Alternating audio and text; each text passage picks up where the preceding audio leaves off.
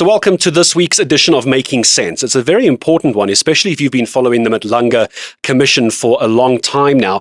What has started to become a bit of a pattern, a bit of an annoyance for the public, for the evidence leaders, and also for a commission chair. Madlanga, as we know, is a very level-headed man. It takes a lot for him to get upset. But when it comes to the issue of sick notes, it gets under his skin, doesn't it? More recently, of course, with Andrea Johnson. We know this week that she's been appearing before the commission, but she was sick. She entered one of these sick notes not too long ago. And I'd actually like to start the conversation with my guest by reminding you of exactly what the commission chair said about Andrea Johnson's sick note. And I'm going to quote this.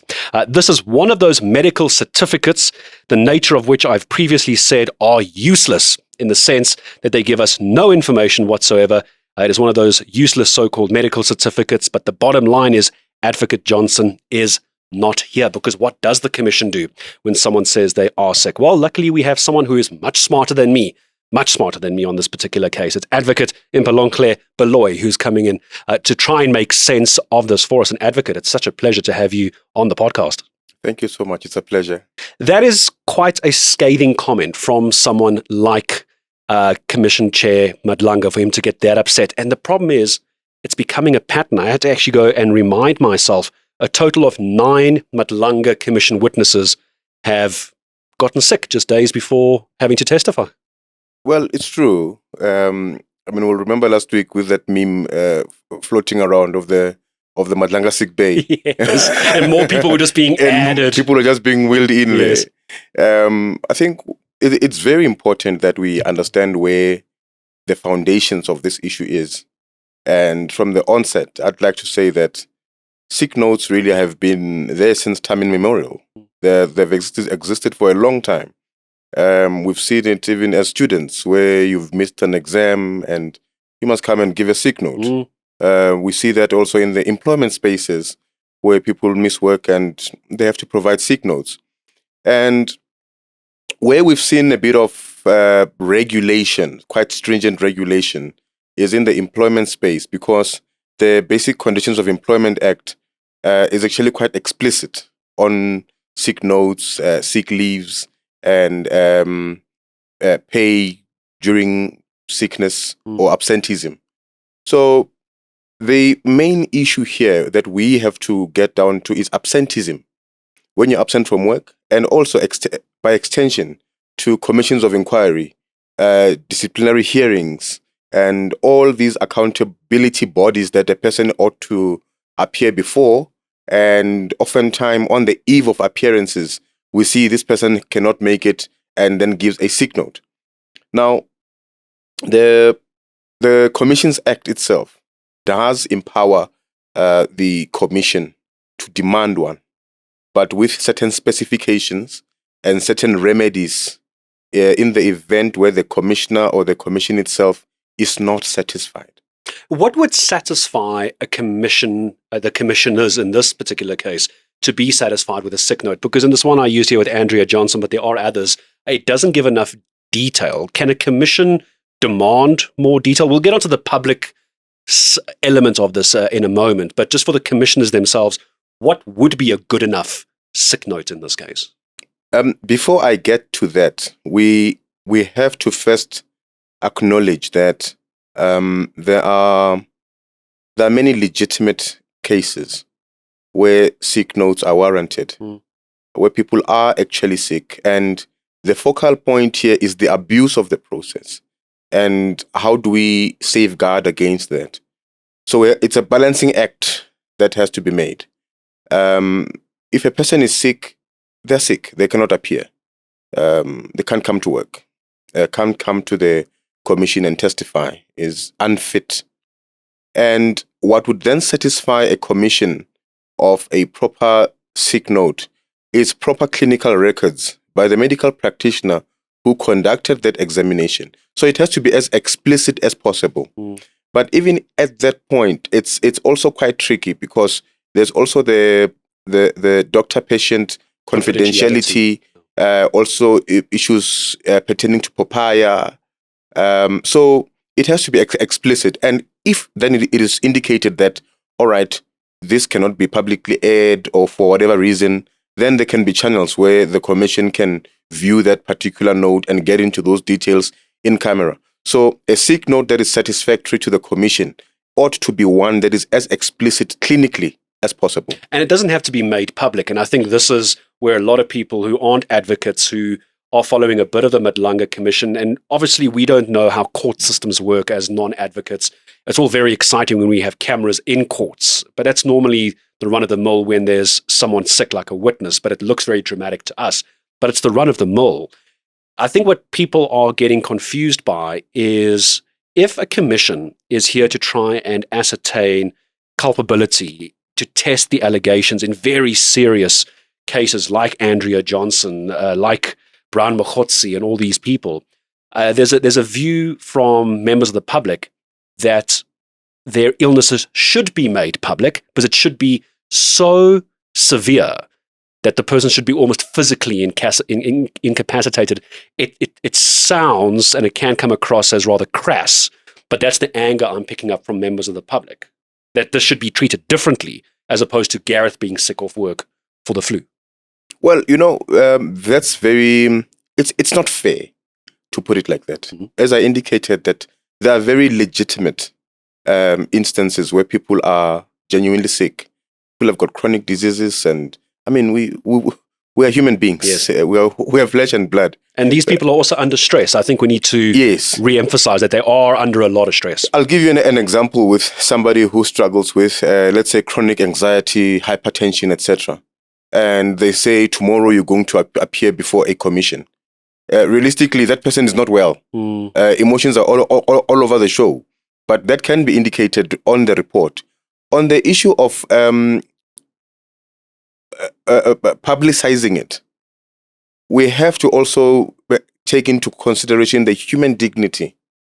Whether it is an accused or it's a witness, the dignity of that person still ought to be preserved at all material times. So such evidences or such notes can be viewed in public. The commission can come back and say, look, we have perused this particular doctor's note. We have satisfied ourselves that it is indeed legitimate. Or in our instance, it is useless. Yes. You see, so it can be done like that, but human dignity also remains central. And I think that's what members of the public also need to remember, because right now, because of what many are saying is the successful work of the commission, a lot of people are baying for blood. Don't let them off the hook. Don't let them use this as an excuse. But you're right to emphasize that these are still human beings. They've got basic rights, and there's laws in our constitution that protect them and their dignity as well. When does it go too far in your mind? Let's say, for example, I'm going to use Gareth, because I don't want to pick on any of these witnesses. I'll come across as unfair. Gareth gets summoned or subpoenaed to appear. I'm sick. I then get subpoenaed to appear again. I'm sick. And then I'm allegedly seen out shopping somewhere, and then I fall sick again. At what point does it become abusing a sick note for the commission, do you think? At what point do you think they can do something about it? The abuse, we will note that comes in when this is only now used to evade appearance. And that's where it gets complicated. How do we know? How do we know? And that's what I mentioned, that number one, there are remedies that are available to the commission. The first remedy is to get a very clear note from the doctor. Are we satisfied, yes or no? That needs to be properly authenticated and confirmed by that doctor. If the commission continues to be dissatisfied... And by that you mean they can actually call the doctor in? Yes, and the doctor can actually be subpoenaed. Wow. Yes. And if it is found, and the doctor will have to be subpoenaed, come and give the testimony under oath pertaining to this doctor's note. The commission also has got powers to subject any witness to an independent examiner. Medical examiner. And we can compare both. And then the commission has got another remedy, which is alternative forms of giving testimony, whether in camera, affidavit, etc. But in this instance, what we'll note is that evidence given in person is better because cross-examination becomes easier. It's much more engaging. So what is notable there is that there are these remedies that are available, and they can lead to terrible consequences. Because number one, if it is found that the system is being abused, that medical practitioner can be reported to the HPCSA, which is the Governing Council of Doctors. Of course. Yes, and they stand a risk of being struck off. That particular witness that has fabricated that doctor's note, I mean, that it's tantamount to perjury. So you could even face criminal proceedings or criminal prosecution.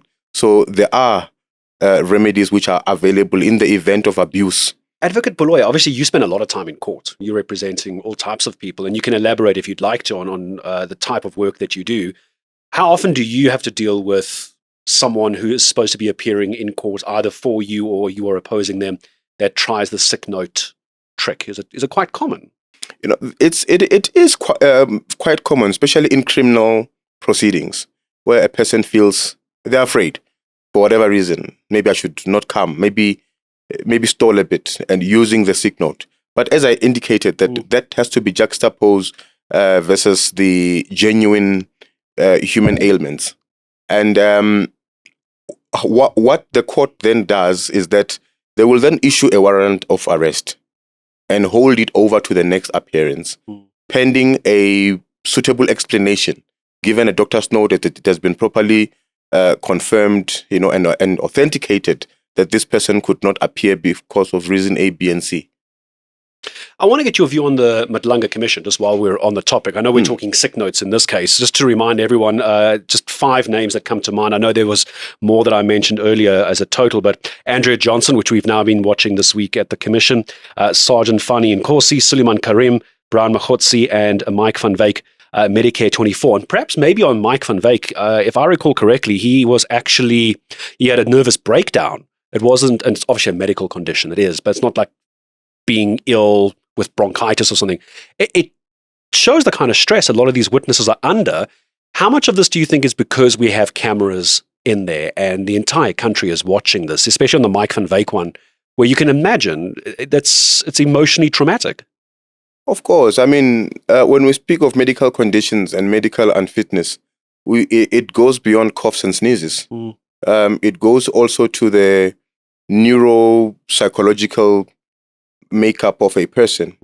And we've got all these depressions, anxieties, hypertensions, etc., and all the other chronic illnesses and mental ailments that people could be prone to. So that also counts, because at the end of the day, the question is this person fit to come to the commission and give the testimony that is sought from them?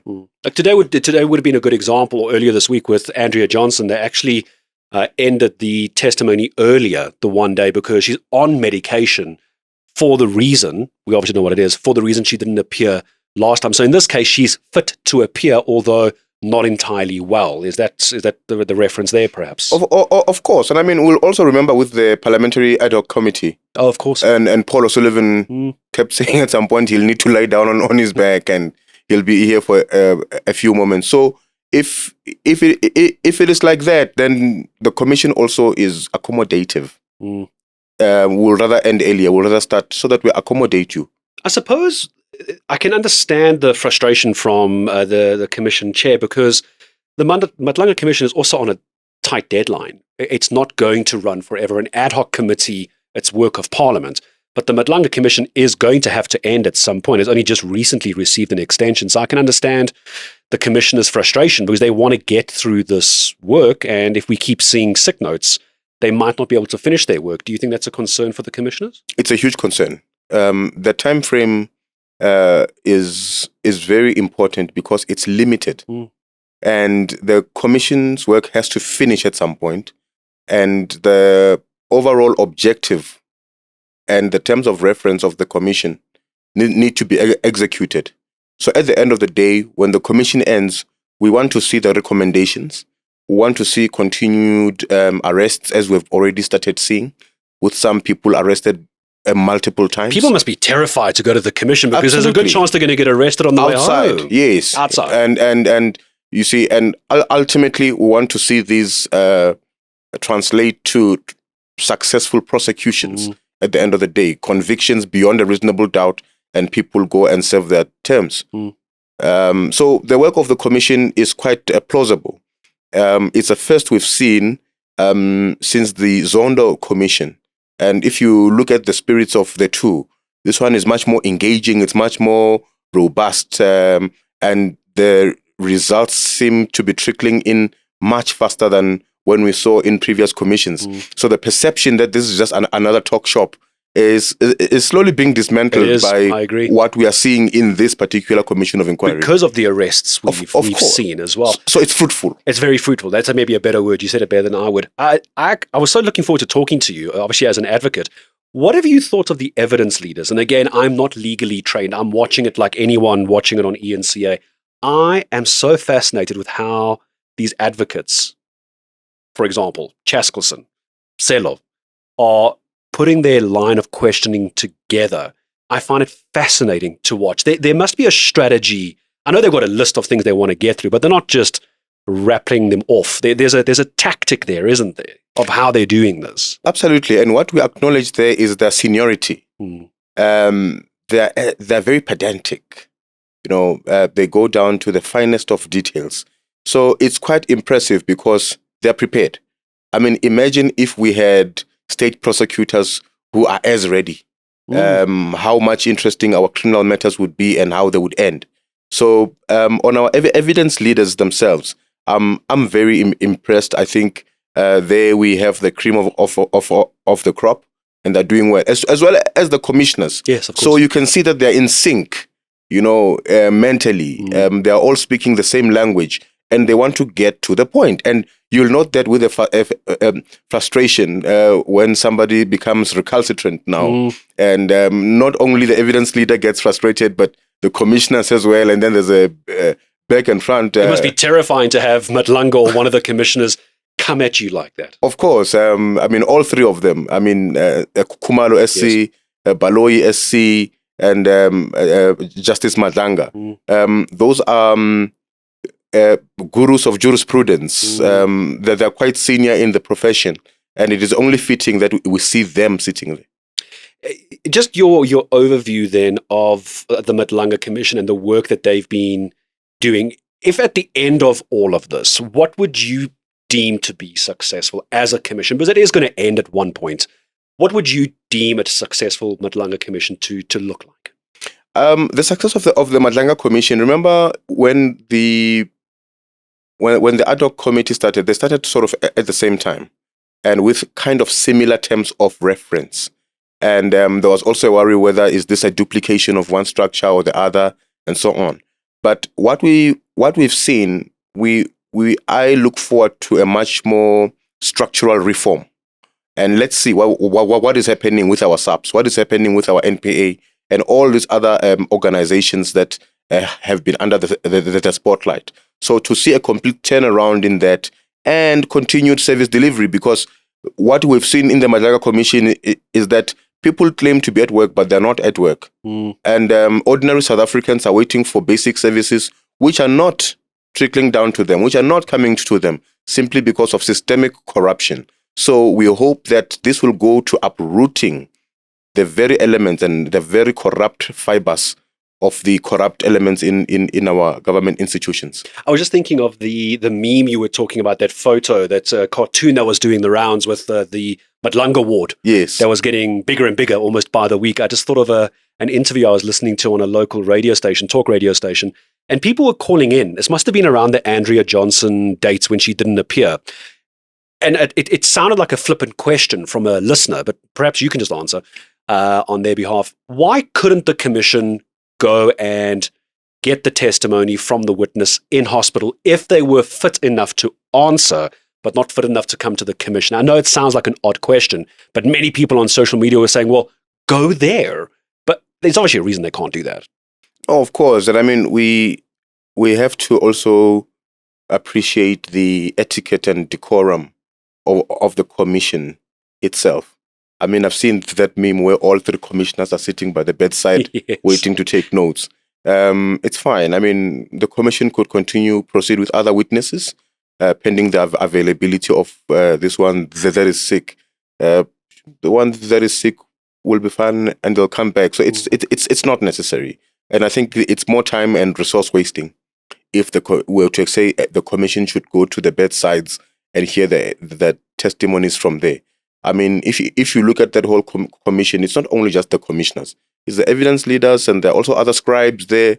So the practicability of that is it's quite impossible. So there we go. Those who are asking why can't they go to the bedside, we all saw that cartoon. That's why. And you got it from an advocate, and he knows what he's talking about. Closing tradition on the podcast, Advocate. I always like to ask, is there something I haven't asked that I should have, perhaps on this particular topic with the sick notes or anything to do with the Madlanga Commission, or a last thought from you before we end making sense for the week? Well, for the sick notes and for our viewers to note, I would always say that in the employment spaces, familiarize yourself with the policies and practices of your particular organization and how sick notes are handled. I mean, the other time we saw an example of the lady that died at work and the supervisor could not let them go, etc., etc. So it's good that we familiarize ourselves, and also be wary of fake sick notes. They carry criminal consequences. And even the doctors that issue them, they could be referred to the HPCSA, and it could be the end of their career. So let's be careful around sick notes. Yeah, especially if you have a doctor friend. It's not a good idea. Where can people find you? What line of work would you represent in court? What can people come to you for, and where can they find you if they want to? Well, I'm a member of the Church Square Society of Advocates in Pretoria, and my main work is third-party law. I also do employment law and general litigation. So as an advocate, you don't really pick the work. The work picks you. Yes. So yes, I'm available. Advocate, it's been a pleasure having you in, and I hope anyone watching, you heard about the fake notes now, but if you got yourself in a bit of trouble, you can go and find Advocate Mpilonhle Baloyi, who's made time and come in. I hope the point of this was to discuss the sick notes at the Madlanga Commission, because they have gotten so much attention, and I really hope by the end of this, it has now made more sense. Thanks for watching. I'll see you next week.